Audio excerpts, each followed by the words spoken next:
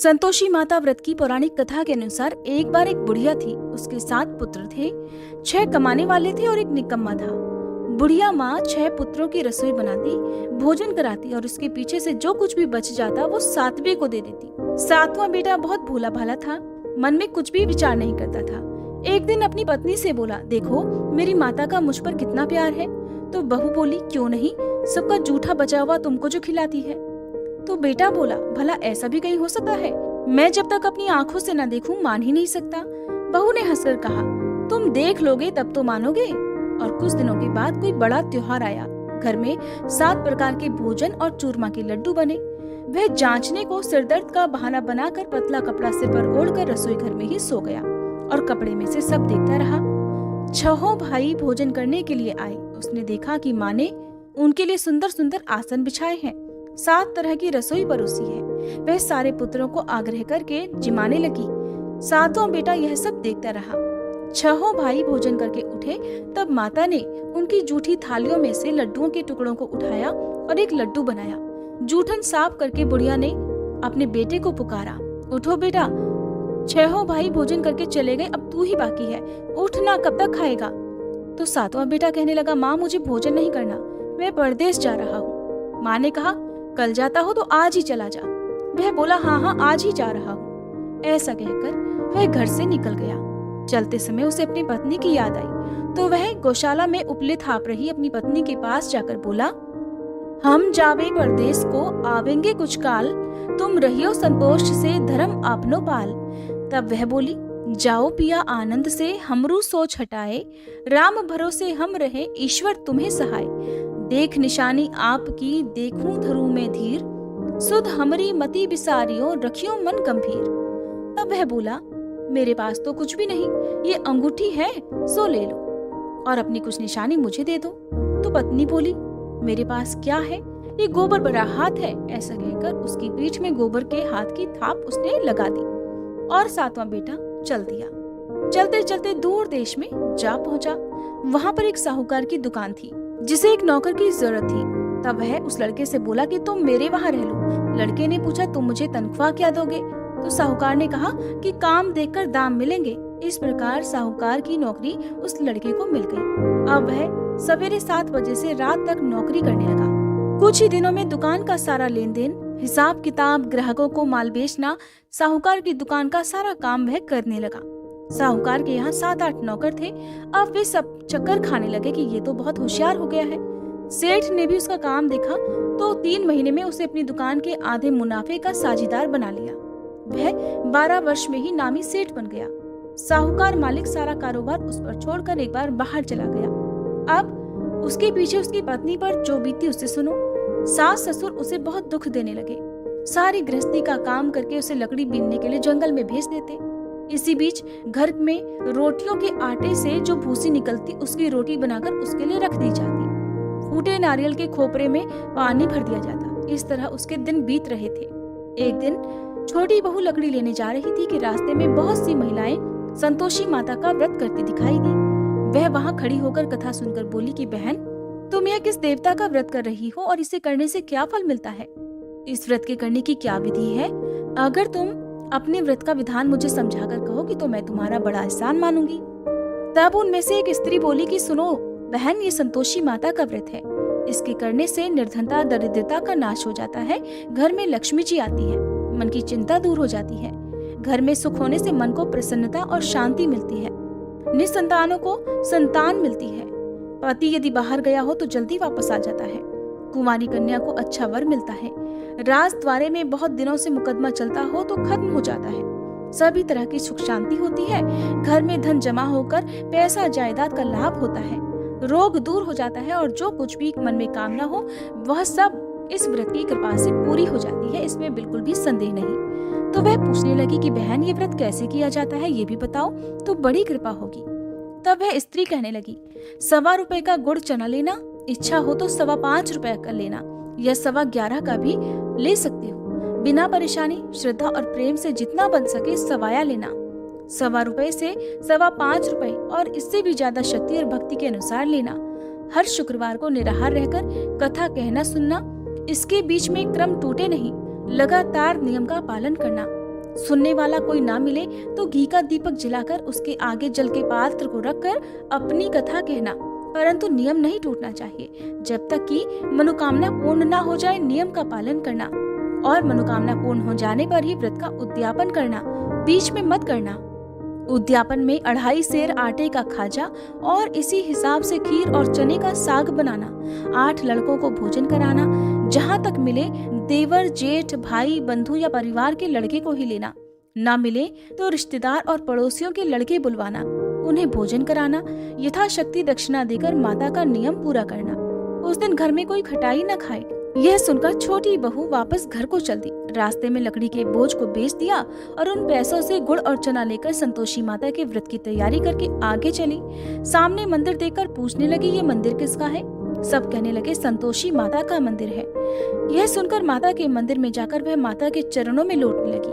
दीन होकर विनती करने लगी कि माँ, मैं तो निपट मूर्ख हूँ, व्रत के कुछ भी नियम नहीं जानती, मैं बहुत दुखी हूँ माँ। हे माँ जगत जननी, मेरा दुख दूर करो, मैं तुम्हारी शरण में हूँ। उसकी दयनीय दशा को देखकर संतोषी माता को उस पर दया आ गई। एक शुक्रवार बीता ही था कि दूसरे शुक्रवार को ही उसके पति का पत्र आ गया और तीसरे को उसका भेजा हुआ पैसा भी आ पहुंचा। ये देखकर जेठानी मुंह सिकोड़ने लगी कि इतने दिनों में पैसा आया है तो इसमें क्या बढ़ाई है। लड़के ताने देने लगे कि काकी के पास अब पत्र आने लगे, रुपया आने लगा, अब तो काकी की खातिर बढ़ेगी, अब तो काकी बुलाने से भी नहीं बोलेगी। बेचारी बड़ी सरलता से कहती कि भैया पत्र आवे, रुपया आवे तो हम सबके लिए अच्छा है। ऐसा कहकर आंखों में आंसू भरकर संतोषी माता के मंदिर में आकर माँ के चरणों में गिरकर रोने लगती। माँ, मैंने तुमसे पैसा नहीं मांगा, मुझे पैसे से भला क्या काम, मुझे तो अपने सुहाग से मतलब है, मैं तो अपने पति के दर्शन और सेवा मांगती हूँ। तब माँ ने प्रसन्न होकर कहा, जा बेटी, तेरा पति भी आएगा। यह सुनकर खुशी से बावली होकर वह घर में जाकर अपने काम करने लगी। अब संतोषी माँ विचार करने लगी कि इस भोली पुत्री से मैंने कह तो दिया कि तेरा पति आएगा, पर आएगा कहाँ से?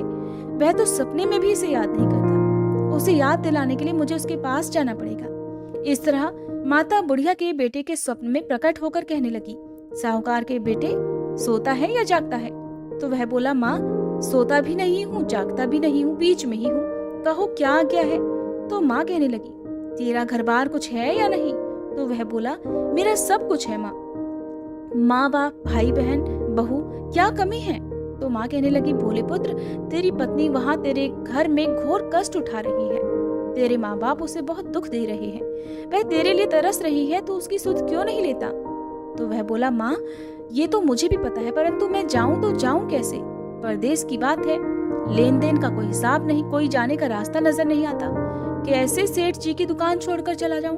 तो माँ कहने लगी, मेरी बात मान, सवेरे नहा धोकर संतोषी माता का नाम ले, घी का दीपक जला, दंडवत कर दुकान पर जाकर बैठना, देखते देखते तेरा सब लेन देन चुकता हो जाएगा, जमा माल बिक जाएगा, सांझ होते होते धन का ढेर लग जाएगा।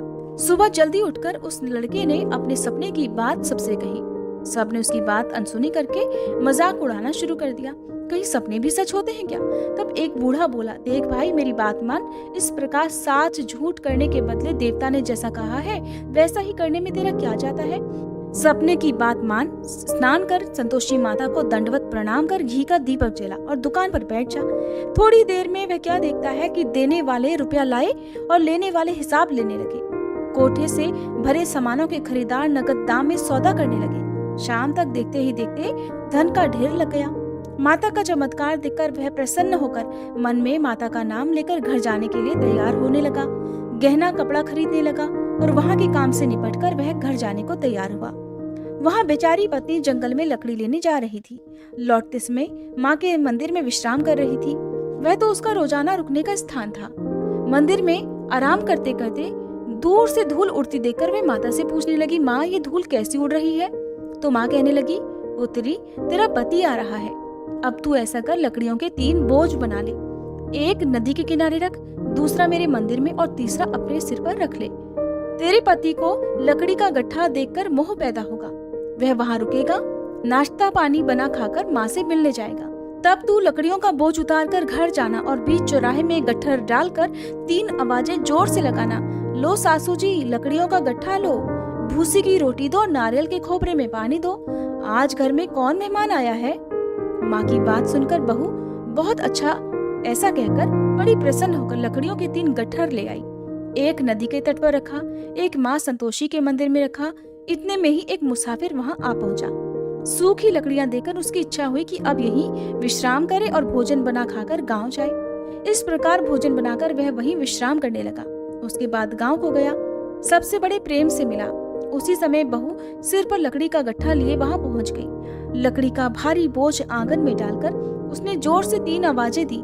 लो सासू जी, लकड़ी का गट्ठा लो, भूसी की रोटी दो, नारियल के खोपरे में पानी दो, आज कौन मेहमान आया है। ये सुनकर सास बाहर आकर अपने द्वारा दिए हुए सभी कष्टों को भुलाने के लिए कहने लगी कि बहू ऐसा क्यों कहती हो, तेरा पति ही तो आया है, आ बैठ, मीठा भात खा, भोजन कर, कपड़े गहने पहन। इतने में आवाज सुनकर उसका पति बाहर आ गया और अंगूठी देखकर व्याकुल होकर माँ से पूछने लगा कि माँ ये कौन है। तो माँ कहने लगी कि बेटा ये तो तेरी पत्नी है। आज 12 वर्ष हो गए जब तू घर से गया है, तब से सारे गांव में जानवर की तरह भटकती फिर रही है। काम काज घर का कुछ भी नहीं करती, 4 समय यहाँ आकर खा लेती है। अब तुझे देखकर भूसी की रोटी और नारियल के खोपरे में पानी मांग रही है। यह सब सुनकर वह लज्जित हुआ, बोला माँ ठीक है, मैं इसे भी देख रहा हूँ और अब तुम्हें भी देखा है। अब मुझे दूसरे घर की चाबी दो तो वहाँ जाकर रहूँ। माँ बोली ठीक है बेटा, जैसी तेरी मर्जी। ऐसा कहकर चाबी का गुच्छा उसने पटक दिया। उसने चाबी ली, दूसरे कमरे में जो तीसरी मंजिल के ऊपर था खोलकर सारा सामान वहाँ रख दिया। एक दिन में ही वहाँ राजा के महल जैसा ठाट बाट बन गया। अब क्या था, वे दोनों पति पत्नी वहाँ सुख पूर्वक रहने लगे। इतने में अगला शुक्रवार आया। पत्नी ने अपने पति से कहा कि मुझे माता के व्रत का उद्यापन करना है।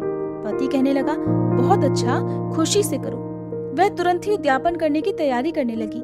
जेठ के लड़कों को भोजन करने के लिए कहने गई तो जिठानी ने अपने बच्चों को भेजने के लिए हाँ कर दिया, परंतु पीछे जिठानी अपने बच्चों को सिखलाने लगी कि देखो रे, भोजन करते समय सभी लोग खटाई मांगना ताकि उसका उद्यापन पूरा न हो सके। अब लड़के जीमने गए, खीर पेट भरकर खाई, परंतु याद आते ही कहने लगे कि काकी हमें कुछ खटाई दो, हमें ये खीर बिल्कुल अच्छी नहीं लग रही। तो बहू कहने लगी कि खटाई तो किसी को नहीं दी जाएगी, ये खीर तो संतोषी माता का प्रसाद है। यह सब सुनकर सभी लड़के तुरंत उठ खड़े हुए, बोले पैसा लाओ। भोली बहू बहुत कुछ जानती नहीं थी, सो उन सबको पैसे दे दिए। लड़के उसी समय जाकर दुकान पर जाकर इमली खाने लगे। ये देखकर बहू पर संतोषी माता ने कोप कर दिया। राजा के दूत उसके पति को पकड़कर ले गए। जेठ जिठानी मनमाने खोटे वचन कहने लगे। लूट लूट कर धन इकट्ठा करके लाया था, सो राजा के दूत पकड़ कर ले गए। अब सब मालूम पड़ जाएगा जब जेल की हवा खाएगा। बहू से ये बातें सहन नहीं हुई। रोती रोती माता के मंदिर में गई। हे माँ, ये आपने क्या कर दिया? हंसाकर अब क्यों रुलाने लगी? तो माँ बोली, पुत्री, तूने उद्यापन करके मेरा व्रत भंग किया है, इतनी जल्दी सब बातें भुला दी। तो वह कहने लगी, माँ भूली तो नहीं हूँ, ना कुछ अपराध किया है, मुझे तो लड़कों ने भूल में डाल दिया, मैंने भूल से उन्हें पैसे दे दिए, मुझे क्षमा कर दो माँ। माँ बोली, ऐसी भी कहीं भूल होती है भला? तो वह बार बार बोली, माँ मुझे क्षमा कर दो, मैं फिर तुम्हारा उद्यापन करूंगी। माँ बोली, अब भूल मत करना। तो वह बोली, माँ अब भूल नहीं होगी, आप बताओ अब वह कैसे वापस आएंगे? माँ बोली, जा पुत्री, तेरा पति तुझे रास्ते में ही आता मिलेगा। वह घर को चली। रास्ते में सचमुच उसका पति वापस आता मिल गया।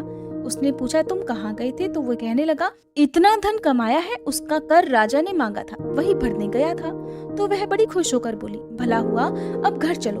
कुछ दिनों के बाद फिर शुक्रवार आया तो वह बोली, मुझे माता के व्रत का उद्यापन करना है। पति ने कहा, ठीक है करो।